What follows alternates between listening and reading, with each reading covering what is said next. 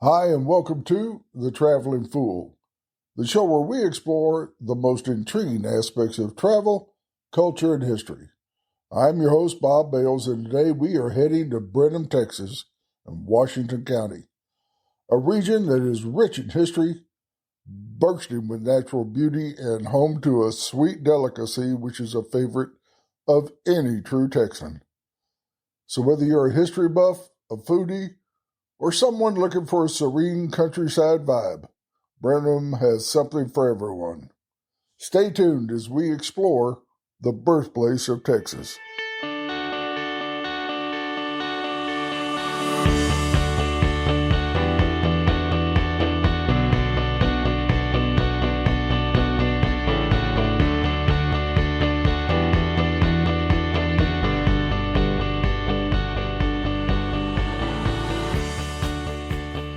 Hello, and thanks for tuning in this week. And like I said, this week we're talking about Brenham, Texas, and Washington County.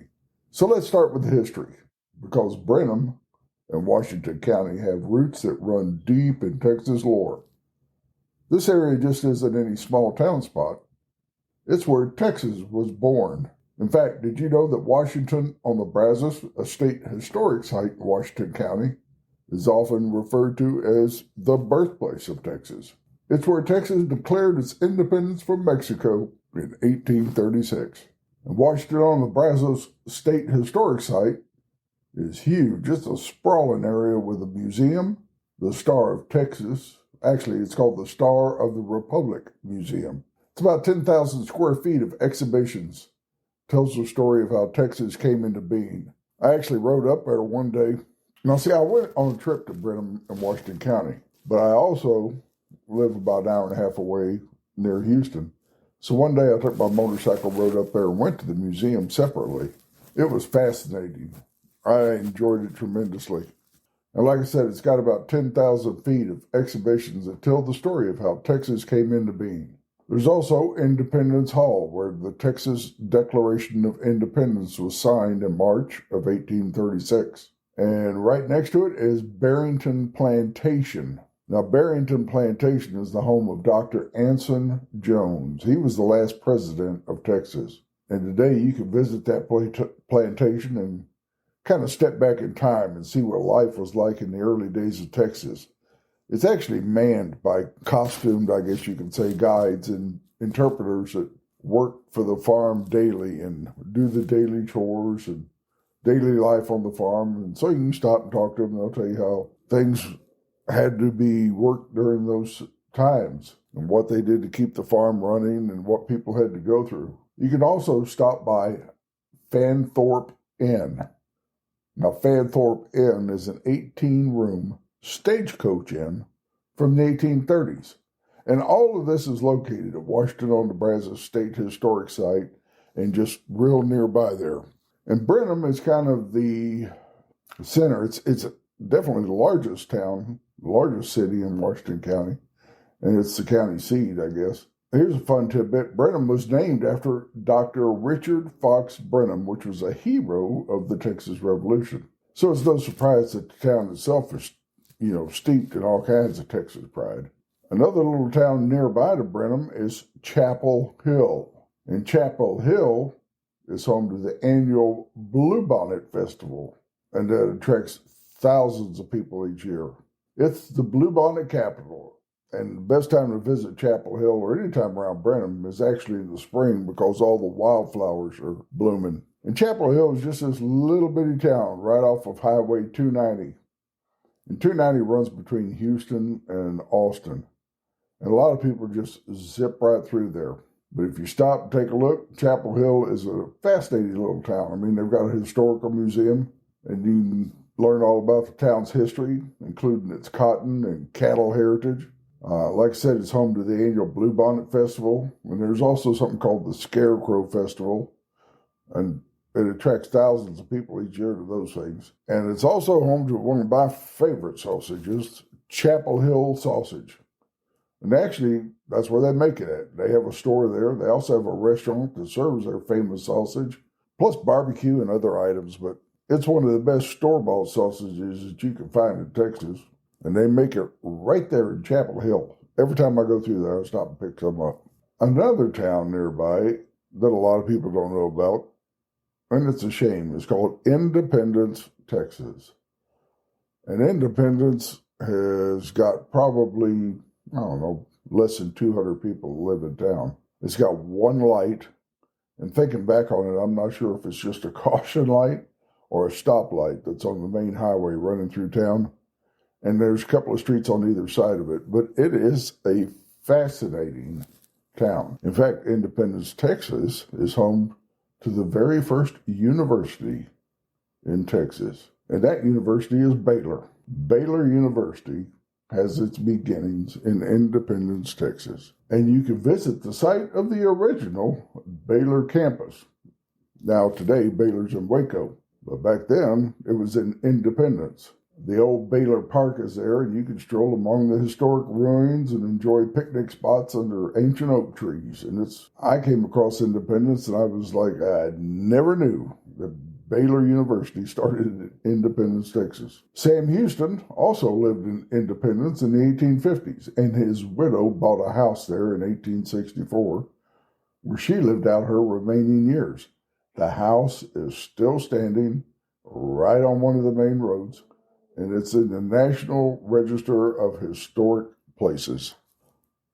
Margaret Lee Houston. She's also buried in the Independence, or she's buried in Independence at the family cemetery, which is right across the road from the Baptist church where she and Sam attended church. Now, the Baptist church is the oldest operating Baptist church in Texas, which is why Baylor University was founded in Independence, since Baylor started as a Baptist, and it still is, it's a Baptist university.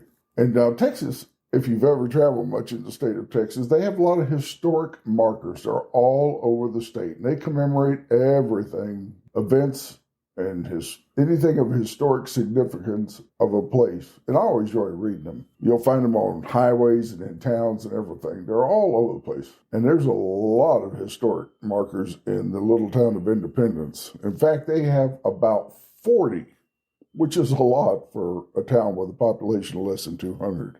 There's a little general store there that serves up some great food. And you can stop, get something to eat there, and fill up with gas. You can drive around town. It doesn't take more than about 10 minutes to drive all through the town. And you can see little historic markers sitting outside a house that will tell you that back in the 1800s, this house was owned by somebody who happens to be a famous historic figure from Texas past, and somebody else lives there now. They don't mind you stopping and taking pictures. Just, be mindful, because somebody does live there. But Independence is only about 15 minutes outside of Brenham. Great little drive down the country road, and you can spend a couple hours just wandering through town and looking at all the historic aspects of it. Now, just outside of Independence is a place called the Antique Rose Emporium. And the Antique Rose Emporium is actually a nursery that's also a huge, winding, walking trail of roses. It's a garden. It's filled with historic and native roses, and it is a perfect spot just to walk around and stroll and get some stunning photos. The Antique Rose Emporium, and they sell roses. They would probably appreciate it if you bought some, but you're free to walk in there and just walk around and take photos. It was actually founded in 1983. It's just outside Independence. And it was founded on the idea of preserving the old garden roses from years and years ago. So now they have over 300 different and unique varieties of roses. Some you can't find anywhere else. It's worth a stop. If you like the outdoors, Washington County has plenty to offer. During the spring, the area transformed into a sea of bluebonnets. All those photos you see from Texas in the springtime of the bluebonnets and the fields of them, the majority of them are taken in Washington County, making it one of the most popular spots for wildflower enthusiasts. The Texas Bluebonnet Trail is a must-drive route, and you'll find plenty of scenic spots to stop and take your photos. And if you like outdoor activities, especially water activities, Lake Somerville is a fantastic destination. You can go fishing, kayaking, or even set up camp for the weekend. And it's surrounded by hiking and biking trails if you're a little more adventurous. I don't do that too much anymore. My knees are shot and I just don't do a lot of hiking and trail walking. I did it one time. Nowadays, I prefer to just drive past them and say, oh, isn't that pretty? Look at that fella out there. He's walking. Good for him. Not me. My knees are shot. So now let's talk about a few of the other places that you just absolutely cannot miss when you visit Brenham. First up, we have the iconic Bluebell Creameries.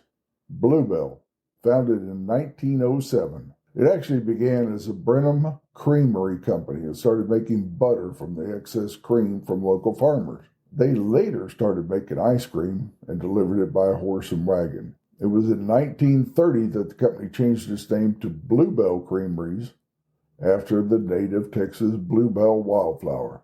And in 1980, Bluebell decided to start selling outside of the state of Texas for the first time, and it's now sold in 23 different states.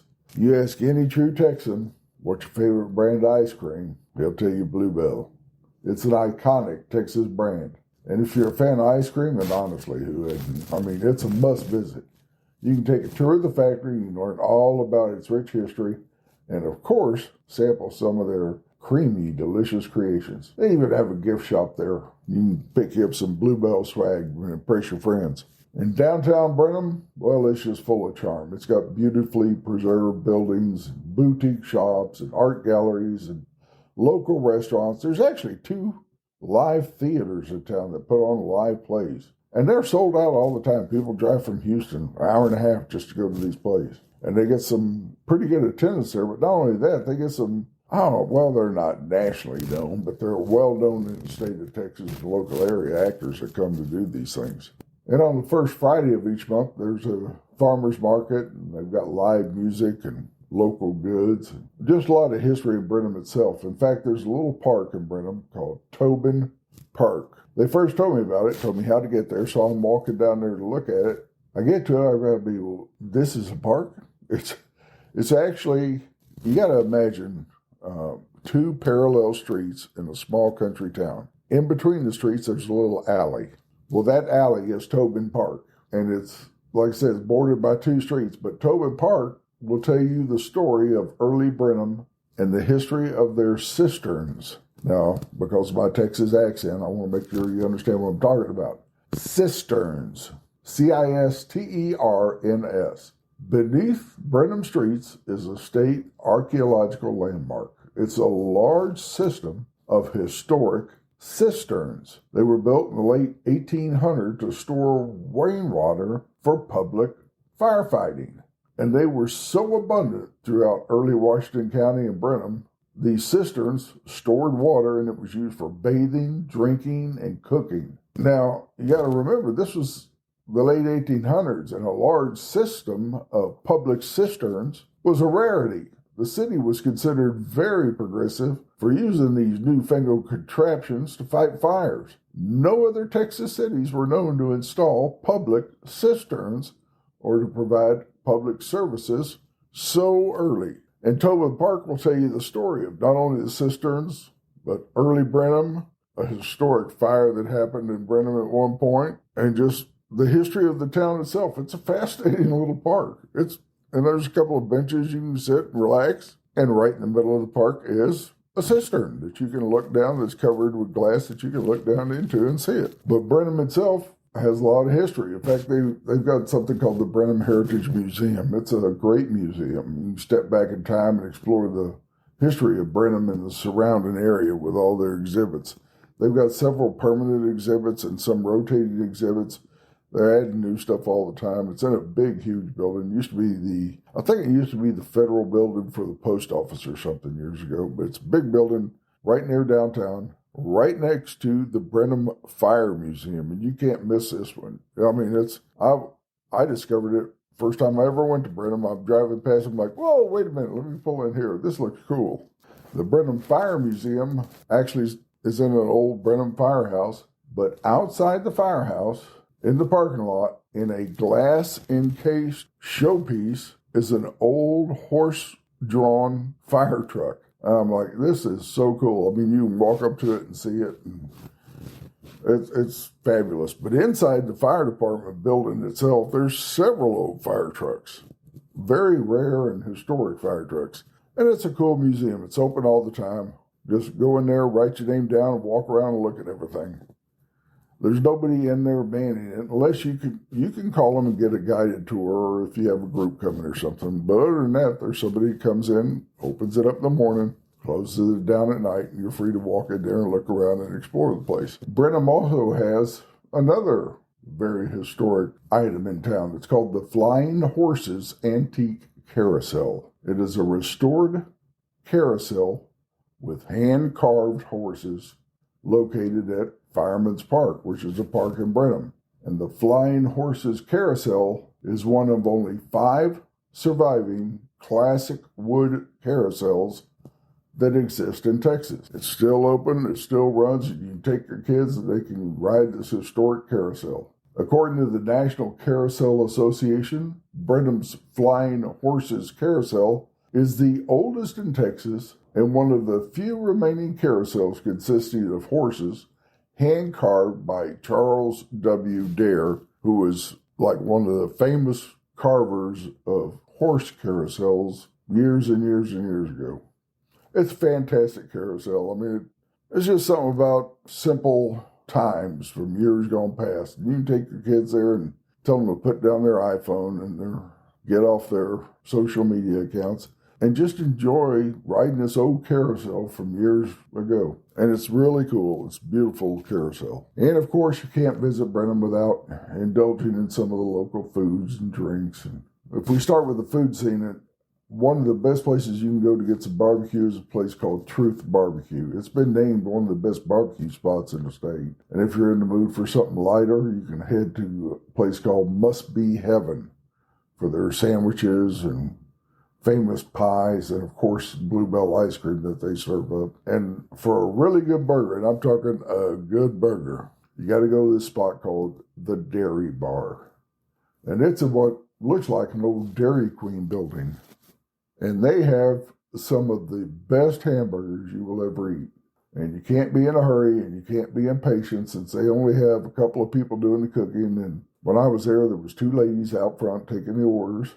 And they are always busy. I mean, I stopped by and there were about 10 or 11 cars lined up and 5 or 6 people standing inside waiting to order. And it's just a locally owned, flat out good hamburger joint.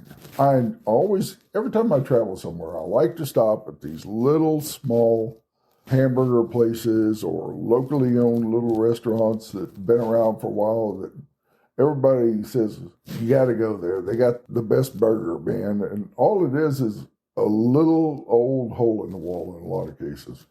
Now, this one is, like I said, it's in an old Dairy Queen building. And that hamburger was delicious. So do yourself a favor.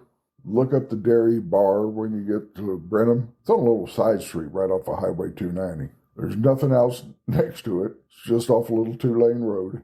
But there'll be a mess of cars out there. That place is popular. Washington County also has a lot of wineries and breweries. I mean, Washington County has some excellent wineries. They also have the Brazos Valley Brewing Company, which is a local favorite. I stopped by there. They've got craft beers and pretty good food and a lot of outdoor space. They have events and live music going on all the time there. I enjoyed my visit going over to that place. And like I said, there are a few wineries in the area. Now, I didn't visit any of them, but I heard a lot of good things from people that like wine and go to them. I don't know much about wine. I'm more of a beer or whiskey guy, but check them out if you're in the area and you enjoy wine. Evidently, there are some really nice ones. Now, Brenham, Texas, like I said, is not halfway, but it's on the way between Houston and Austin, right off of Highway 290. And most people just fly right through there, slow down a little bit. Hopefully they don't get caught speeding. And you don't see any of it because all you're seeing is the outskirts of town on the highway. You got to get off 290 and drive into the town of Brenham. That is where everything happens. That is the heartbeat of Washington County. You're going to pass right through Chapel Hill also, but you're not going to see anything. You're going to see a gas station. You're going to see a sign that says Chapel Hill, but You got to get off of the highway a couple of blocks to actually get into Chapel Hill to see anything. But timing is everything when it comes to travel, and Brenham's no exception. Now, the best time to visit is in the spring when the wildflowers, especially the bluebonnets, are in full bloom. You can celebrate the anniversary of Texas independence the weekend nearest March the 2nd at Washington on the Brazos State Park. There's just all kinds of things going on there.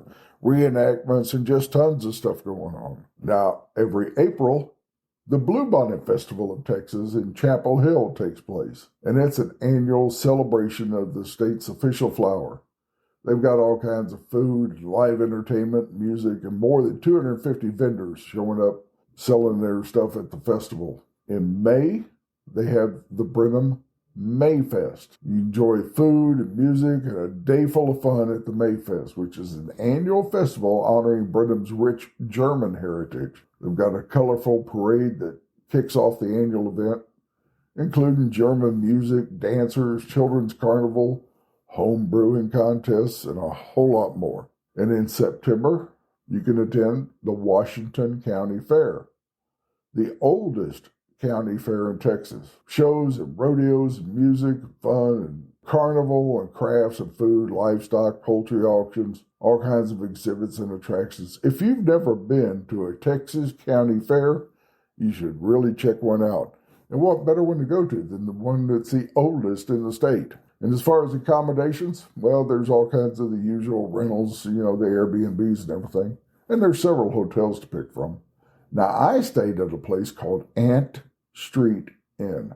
And it's in a building. It's right in downtown Brenham. It's in a building from 1899. And that building used to be home to several businesses under one roof.